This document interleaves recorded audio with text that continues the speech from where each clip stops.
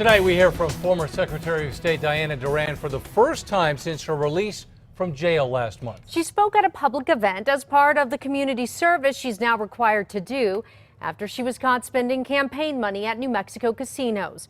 News 13's Lizzie Mitri shows you what she had to say.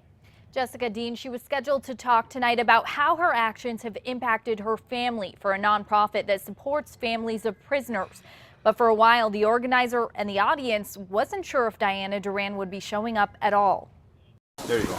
They prepared the food, set the table, and waited 40 minutes for the guest speaker to arrive. Hi. I called you a while ago at 4:30 to let you know I was running just a little bit late. Former Secretary of State Diana Duran apologized for being late. The first time we see her publicly since her release from jail last month for misusing campaign funds at New Mexico casinos.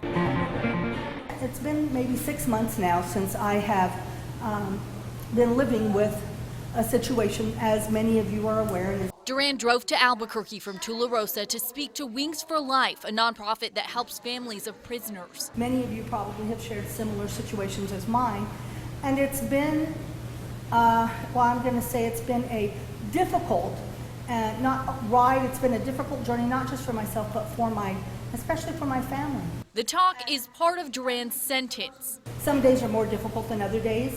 As she begins working on completing 2,000 hours of community service while on probation after spending 30 days in jail. Well, you know, when a kid learns to walk, they have to do it one step at a time, and this is her first step.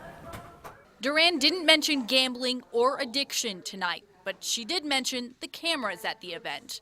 It would be really nice to have a little bit of privacy now that I'm a private citizen, so hopefully I'll get there at some point. She did go out into the community as a public figure, but not in this way. In this way, she is one of us.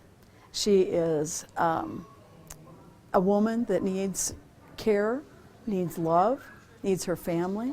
Don't we all need that?